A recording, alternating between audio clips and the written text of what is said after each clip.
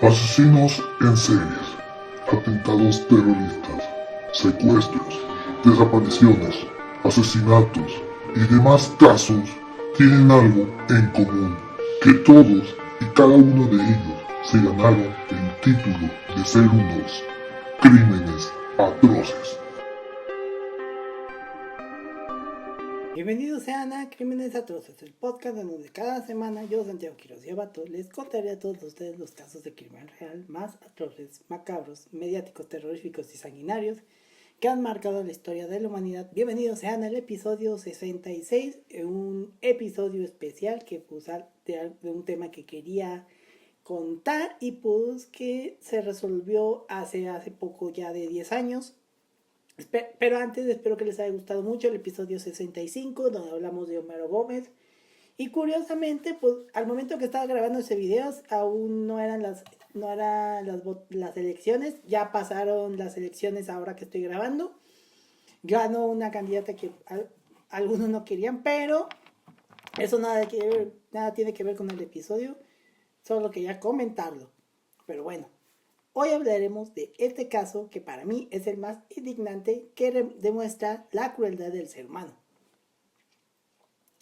La pena de muerte es uno de los castigos más utilizados a lo largo del mundo y existe el debate de si se debería utilizar o no como método de castigo para los prisioneros, y en los Estados Unidos la mayoría de los estados lo usan.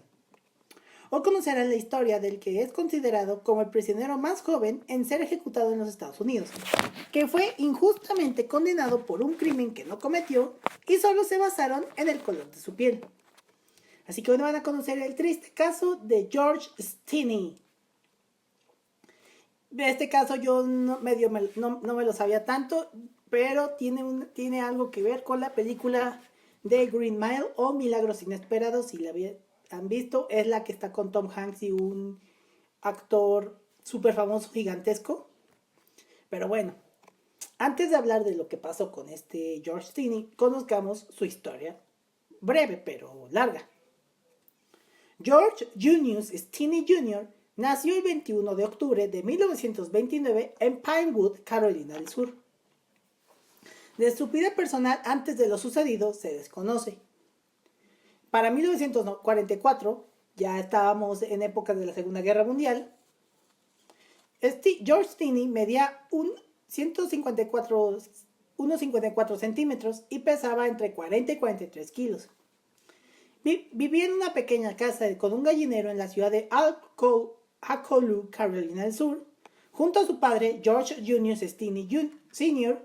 y su madre Amy Brown Stinney, su hermano Charles Stinney de 12 años y sus hermanas Catherine Stinney de 10 años y Amy Stinney Ruffner de 7 años. Su padre trabajaba en el aserradero de la ciudad y su madre trabajaba como empleada doméstica. Y la familia vivía en una vivienda de la empresa. Aquí estábamos todo bien, una familia normal, pero aquí en esta época todavía existía la segregación. Ya que Acolú era una pequeña ciudad industrial de clase trabajadora, donde los barrios blancos y negros estaban separados por las vías del ferrocarril, que era lo típico durante la segregación en algunas ciudades de Estados Unidos. O sea que estaban aquí las vías del tren y de un lado estaba el barrio blanco y otro el barrio negro. Para los que son de Querétaro, podríamos decirlos el puentecito este que conecta a Jardines de la Hacienda con la colonia Ensueño. Una mala referencia, pero eran para los que vivan en Querétaro. O para los que viven en el Estado de México, hagan de cuenta las zonas esta donde está una barda y en un lado está la zona rica y otro la zona pobre. Bueno, la ciudad era típica de las pequeñas ciudades del sur de la época, dado que las escuelas e iglesias estaban segregadas y hubo una interacción limitada entre las dos razas. Y aquí ocurrió un crimen. El 23 de marzo de 1944, los cuerpos de Betty June Binnicker, de 11 años de edad, y de Mary Emma Thames, de 7 años, fueron encontrados en una zanja en el lado afroamericano de Alcohol, después de que las niñas no lograran regresar a casa la noche anterior. El padre de Stinney ayudó en la búsqueda. Las niñas habían sido golpeadas con un arma y, según los informes, como un trozo de metal sin filo o una estaca de ferrocarril. Military Times sufrieron un traumatismo grave con objeto contundente, que provocó la penetración de los cráneos de ambas niñas. Según el informe del médico forense de la época, estas heridas habían sido, infligidas por un instrumento contundente con una cabeza redonda, aproximadamente del tamaño de un martillo. El médico forense no informó evidencia de agresión sexual a la niña más joven, aunque los genitales de la niña mayor estaban ligeramente magullados. Según varios testigos, las niñas fueron vistas por última vez andando en bicicleta en busca de flores. Y al pasar por la propiedad de los Stinney, le preguntaron a Stinney y a su hermana Aimee, si sabían dónde podían encontrar Maypops, que es un nombre local para las pasifloras. Según Aimee, ella estaba con Stinney, o con George Stinney, en el momento en la que la policía estableció más tarde que ocurrieron los asesinatos. Y según un artículo publicado por los servicios de noticias, el 24 de marzo de 1944, el sheriff anunció el arresto de Stinney y afirma que él había confesado y había conducido a los oficiales hasta un trozo de hierro escondido. Así que George y su hermano mayor, John, fueron arrestados bajo sospecha de asesinar a las niñas. John fue liberado por la policía, pero George quedó bajo custodia. Aquí empieza lo feo. No se le permitió ver a sus padres hasta después de su juicio y condena. Según una declaración escrita a mano, el oficial que lo arrestó fue H. Newman, un oficial del condado de Clarendon, quien declaró, cito, arresté a un niño llamado George Stinney. Luego hizo una confesión y me dijo dónde encontraron un pedazo de hierro a unas 15 pulgadas donde dijo que los en una zanja a unos 6 pies de la bicicleta. Esto pasó años después. En 1995, el maestro de séptimo grado de Stinney, W.L. Hamilton, un hombre negro, habló en una entrevista con The Summer Item sobre George. Hamilton declaró, cito, recuerdo el día que mató a esos niños. Se peleó con una niña en la escuela que era su vecina. En esos días no tenías que preocuparte de que los niños se llevaran armas y cuchillos a la escuela. Pero George llevaba un cuchillo y agarró a este niño con su cuchillo. Lo saqué afuera y salimos a caminar y hablé con él. Volvimos a la escuela de manera sumisa. Él le pidió perdón al niño. La hermana de Stinney, Amy Ruffner, negó estas acusaciones y se puso en contacto con Hamilton después de su publicación. Bueno, ya había terminado de citar, perdón. Amy afirmó, cito, le pregunté por qué decía algo así. Dijo, cito, me dijo que alguien le pagó para que lo dijera. No sé quién le pagó, pero sus palabras fueron exactas.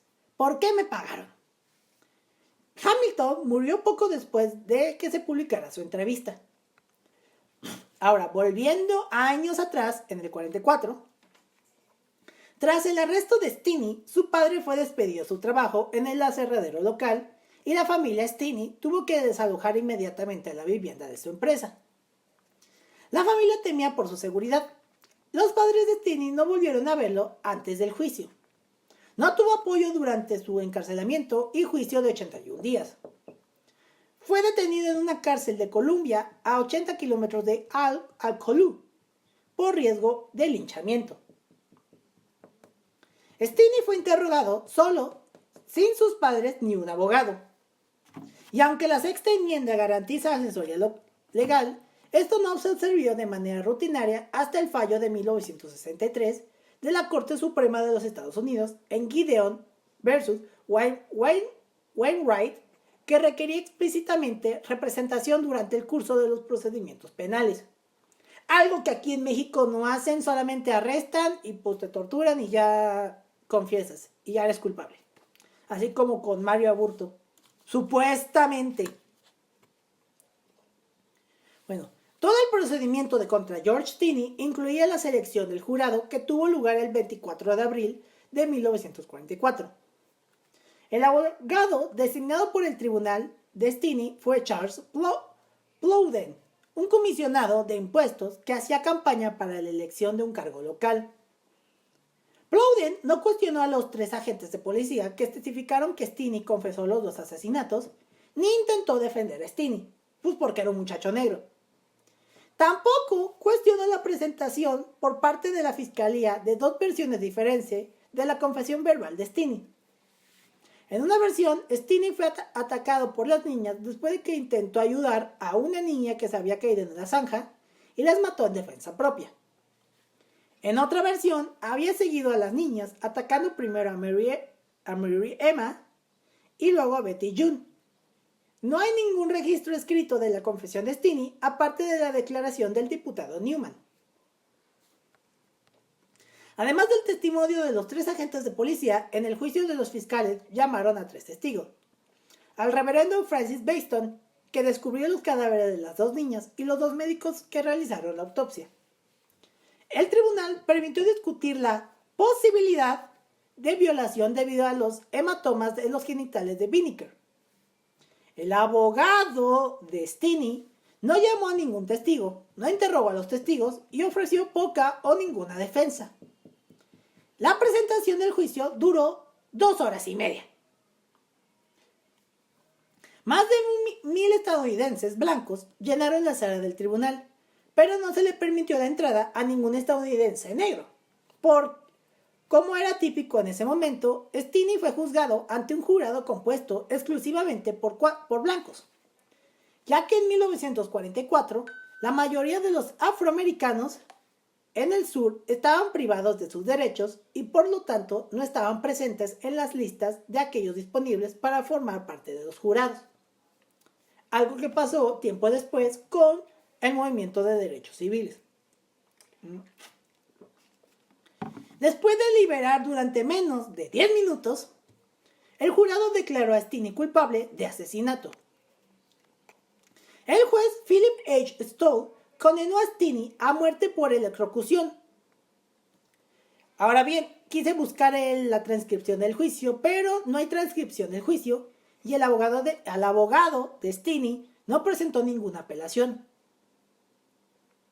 La familia Stinney, las iglesias y la NAACP pidieron clemencia al gobernador Olin D. Johnston, dada la edad del niño. La mayoría de las peticiones provenieron de mujeres blancas que viven en Carolina del Sur.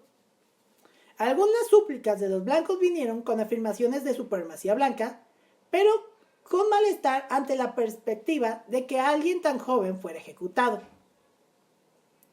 Otros instaron al gobernador a permitir que se llevara a cabo la ejecución, lo cual hizo. El gobernador visitó a George Stinney en la Casa de la Muerte, 2 días antes de su ejecución, el 14 de junio. Johnston escribió una respuesta a una petición de clemencia, afirmando que, cito, acabo de hablar con el oficial que realizó el arresto en este caso. Puede ser interesante para usted saber que Stinney mató a la niña más pequeña para violar a la más grande. Luego mató a la niña más grande y violó su cadáver. 20 minutos después regresó e intentó violarla nuevamente, pero su cuerpo estaba demasiado frío. Él mismo lo admitió. Se informó que se trataba simplemente de rumores y las afirmaciones de Johnston no fueron corroboradas por las autopsias de las niñas. Entre el momento del arresto de Stinney y su ejecución, a sus padres se le permitió verlo una vez después del juicio, cuando estuvo recluido en la penitenciaría de Columbia. ¿Me permiten un tantito?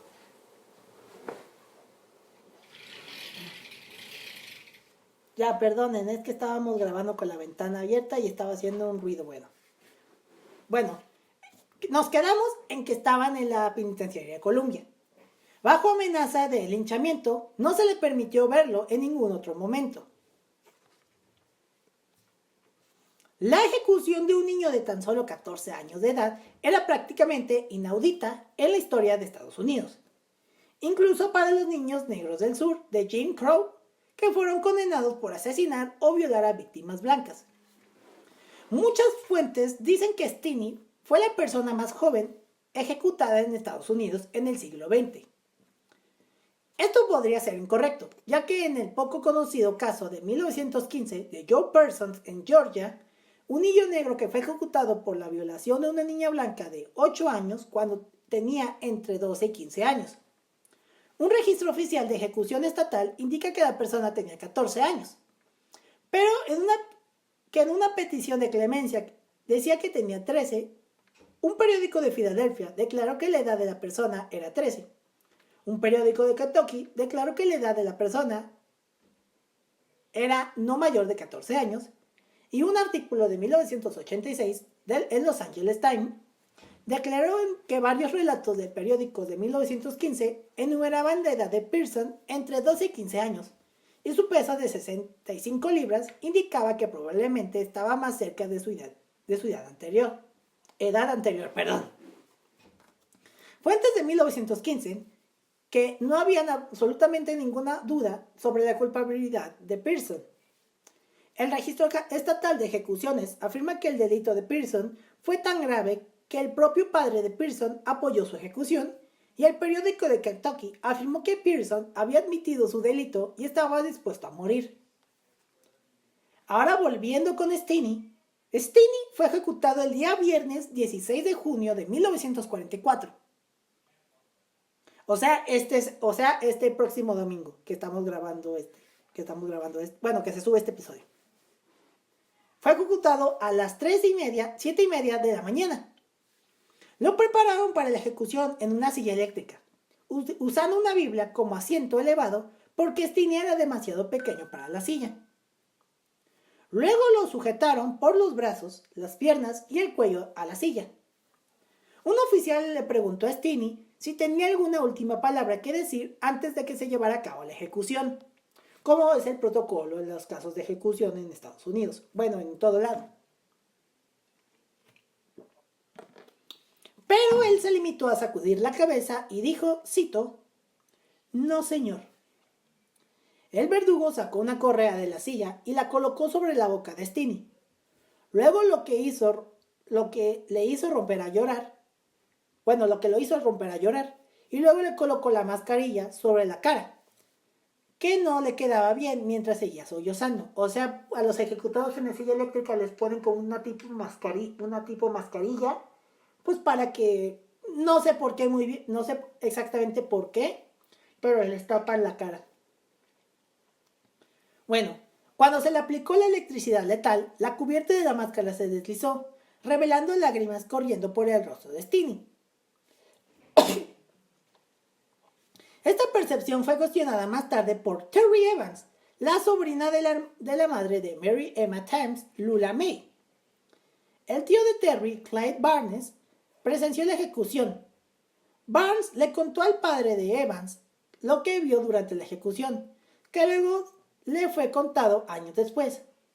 Su padre declaró, cito, «Dijo que era solo un rumor que se le había caído la capucha y que no le pusieron una pila de libros abajo». Luego el cuerpo de Stinney fue enterrado en una tumba anónima en Crowley. Y durante muchos años se mantuvo la versión de que Stinney fue el responsable de asesinar a los niños. Pero décadas más después su nombre se limpiaría. Y estamos en el año 2004. En el 2004, George Frierson, un historiador local que creció en Alcolu, comenzó a investigar el caso después de leer un artículo del periódico al respecto. Su trabajo llamó la atención de los abogados de Carolina del Sur, Steve Mackenzie y Matt Burgess. Además, Ray Brown, el abogado de James Moon, y otros contribuyeron con innumerables horas de investigación y revisión de documentos históricos, y encontraron testigos y pruebas para exonerar a Stinney, o sea, años después de que lo ejecutaron. Entre quienes ayudaron en el caso se encontraban el Proyecto de Derechos Civiles y Justicia Restaurativa, o la CRRJ, de la Facultad de Derechos de la Universidad Northeastern, que presentó un escrito amicus curiae ante el tribunal en 2014, o sea, 10 años después. Frierson y los abogados pro bono primero buscaron alivio a través de la Junta de Indulto y Libertad Condicional de Carolina del Sur. Mackenzie y Burgess, junto con el abogado Ray Chandler, que representa a la familia de Stini, presentaron una moción para un nuevo juicio el 25 de octubre del 2013. Y esto es lo que decía, cito, si podemos reabrir el caso, podemos ir al juez y decirle, no había ninguna razón para condenar a este niño. No había pruebas que presentar al jurado. No hubo transcripción. Es necesario reabrir este caso. Esta es una injusticia que debe corregirse. Soy bastante optimista y creo que si conseguimos que se presenten los testigos que necesitamos, tendremos éxito en el tribunal. Es de esperar que tengamos un testigo que diga que no sea familiar ni pariente, que pueda vincular todo esto y decir que básicamente fue un testigo de coartada. Estaban allí con el señor Stini y esto no ocurrió. Frearson declaró en entrevistas, cito, ha habido una persona que ha sido nombrada culpable y ahora ha fallecido. Y la familia dijo que hubo una confesión en el hecho de muerte. Frearson dijo que el rumoreado culpable provenía de una familia blanca prominente y conocida. Uno o varios miembros de esa familia formaba parte del jurado de investigación inicial que recomendó que se procesara a Stini. En su escrito Amicus Curiae, la CRRJ dijo, cito, hay pruebas convincentes de que George Stini era inocente de los crímenes por los que fue ejecutado en 1944.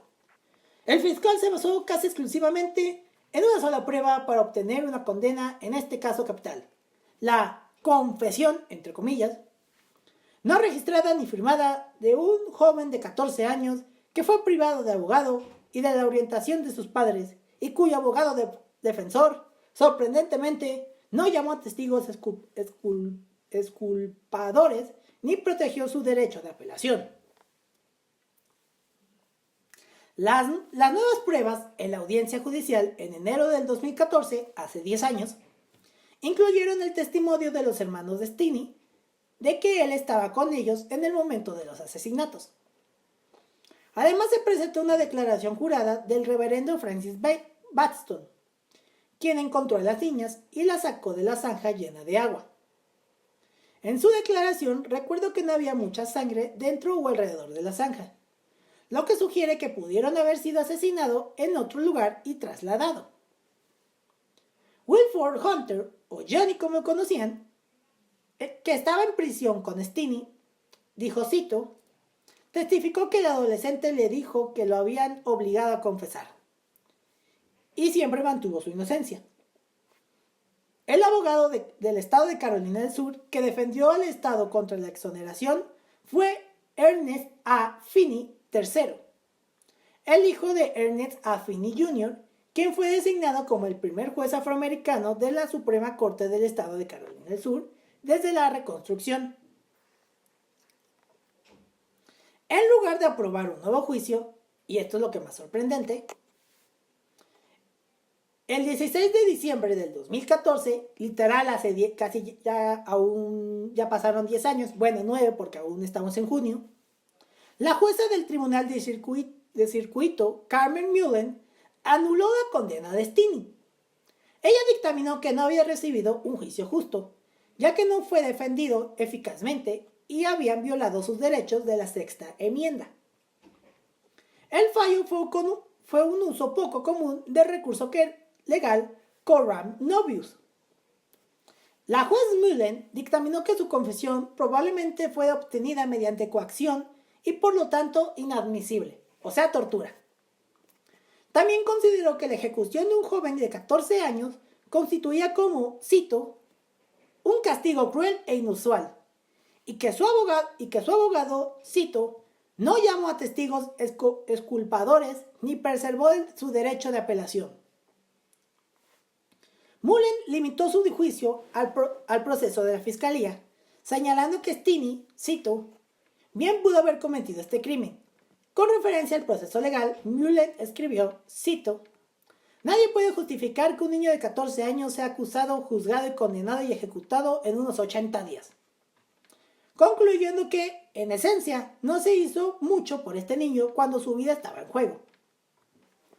Y aquí hubo reacciones a favor y en contra. Mientras que la familia de Stini y los defensores de los derechos civiles celebraron la anulación de la condena de Steenie, los familiares de Betty Binker y Mary Thames expresaron su decepción por el fallo del tribunal. Dijeron que, aunque reconocen que la ejecución de Steenie a la edad de 14 años es controvertida, nunca dudaron su culpabilidad. La sobrina de Binker afirmó que ella y su familia han investigado exhaustivamente el caso y sostienen que, cito, las personas que simplemente leen estos artículos en el periódico no saben la verdad. Ella alega que a principios de la década de 1990, un oficial de policía que había arrestado a Steenie se había puesto en contacto con ella y le había dicho que, cito, no creas que ese chico no mató a tu tía.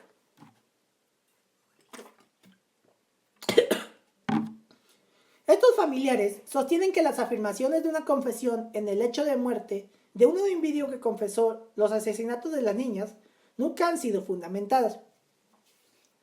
Al comentar sobre la opinión pública sobre el caso Steenie, dijo que el caso siempre ha sido unilateral y que Steenie ha sido retratado incorrectamente como, cito, un pobre lamentable niño negro. O sea, se tardaron años, pero se limpió el nombre de este niño. Al mismo tiempo, otra sobrina de Binker, aunque seguía convencida de la culpabilidad de Steenie, estuvo de acuerdo en que Steenie no recibió un juicio justo y que no debería haber recibido la pena de muerte. Y agregó que se sentía mal por Steenie y su familia. Vaya, por fin una persona que sí tiene valores humanos, no como los otros familiares.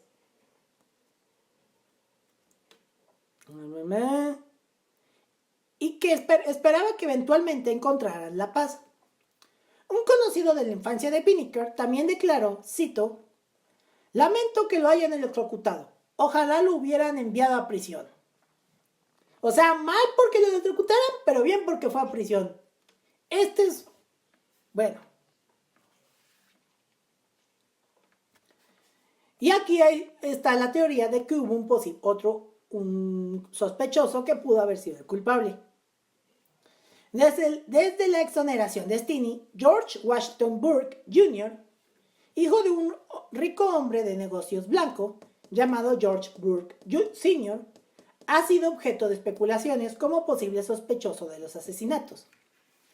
George Burke Jr. murió 2 o 3 años después de los asesinatos de las dos niñas en 1947 a la edad de 29 años. Según lo que cuentan, la hermana de Steenie recordó que la madre de Steenie había trabajado para la familia Burke durante un breve periodo.